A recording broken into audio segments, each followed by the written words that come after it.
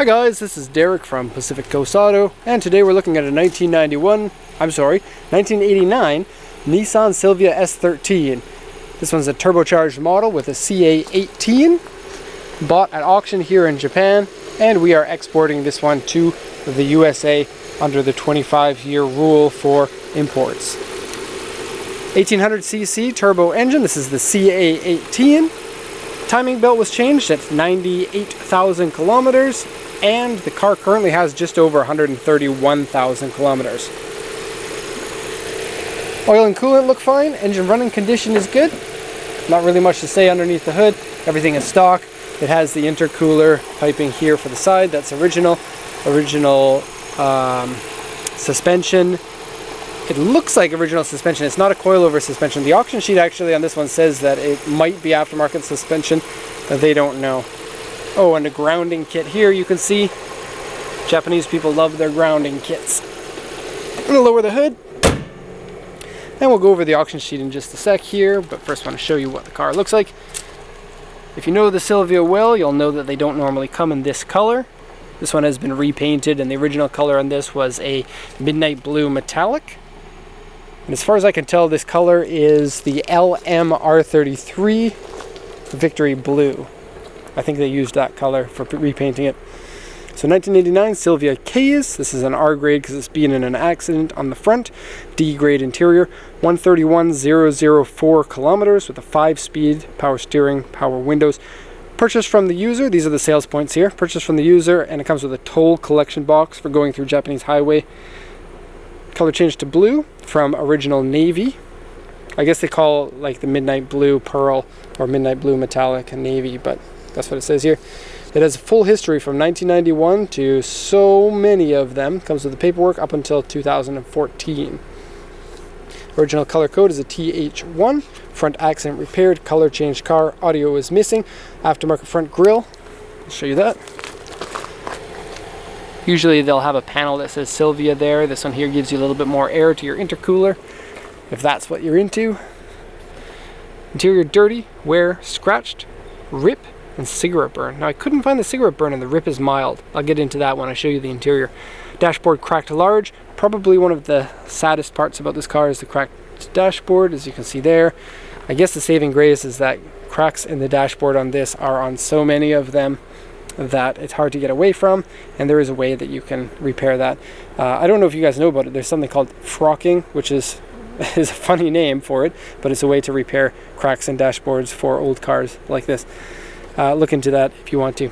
Aftermarket driver's seat has a rip in it. That's the rip that they're referring to in the interior, I believe. Underside has some surface rust. It's very mild though, and these, so all Nissans, but in particular ones from this era, they're going through their rusty phase where they start to rust a lot around the wheel wells. This one has no body rust, and the rust that's underneath is really mild, and so this is really nice to have a chassis that's this clean, that's going to be imported into the USA, because just finding ones even with blown engines would cost more than we paid for this one. So kind of an interesting little thing there.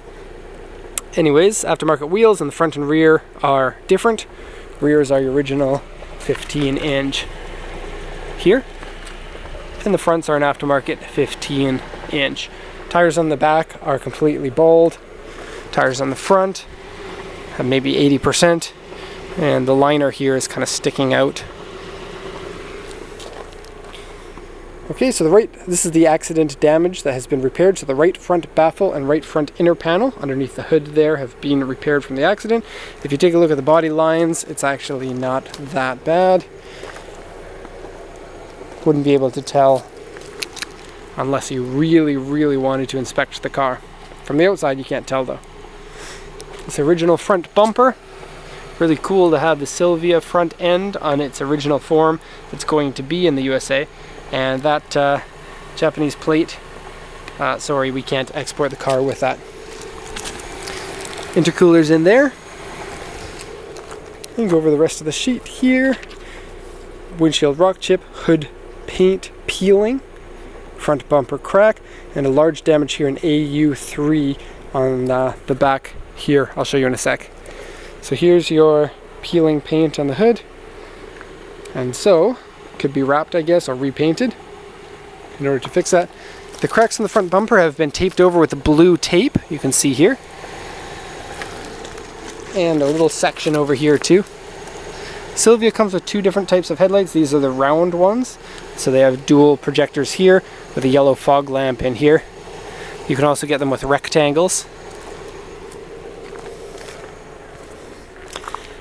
So the AU2 is a large scratch, large dent, and that's right here.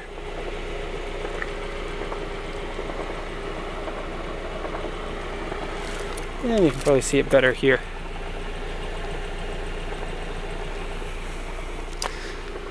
Okay, there is a little bit of a sound coming from one of the bearings in the engine. For example, alternator bearing, AC bearing, something like that. It's outside of the engine by the sounds of it. Silvia's a great looking car. They're low and I guess fairly long wheelbase. That's why everybody likes them for drifting. If you do like drifting and want to get a drift spec one, you can find tons of those here in Japan, but because the car is so old and modified cars don't last forever, you know, you have to decide if you want to have a project that needs a little bit of work. But you know, you can find cars in all sorts of different conditions here in Japan. Hopefully one to suit your needs. Okay, so we'll take a look at the interior here.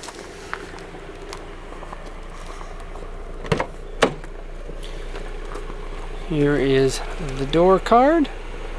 You can see it's got a little bit of wear here by the handle. Steering wheel is an original Silvia one, so it has the writing there. It has some sun damage on the top, as you can see. Passenger seat is the original one, and driver's seat is a bride seat. Okay, now the rip is right down there. So minor one that's easy to fix. Dashboard cracks.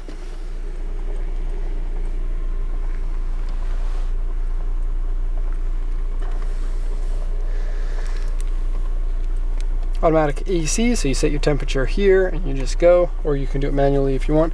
No audio in it anymore. Shifting feels normal. Has a little bit of wear there. Now it said that there was a cigarette burn. I don't know where that is. It looks pretty clean in here. Analog gauge is there, 131,008 kilometers on it at the moment. Aftermarket thing here.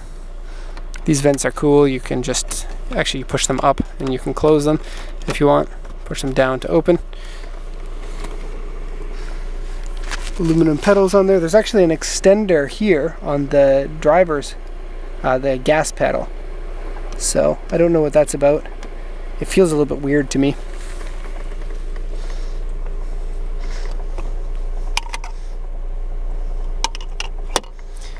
Okay, folding mirrors still work. I'll show you there. And because of the aftermarket driver's seat, this isn't one that folds forward, so you can't access the rear seats unless you get in from the passenger side. Rear seats seem to be in good condition. You can fold that down to get access to the trunk if you want. Here's the trunk. The trunk is in quite good condition considering the car's 25 years old now. A little bit of spilled paint in the corner that matches the body color.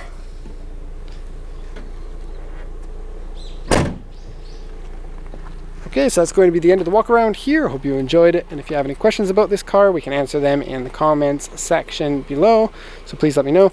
If you're looking to buy a car or have questions about buying your own car, it's probably better if you email us. You can find our website in the description to the video, and that has our contact information on it and a bunch of information that you might have been wanting to ask anyway. Alright, so thank you very much for watching. Hope you enjoyed it. Thanks a lot, and have a good day.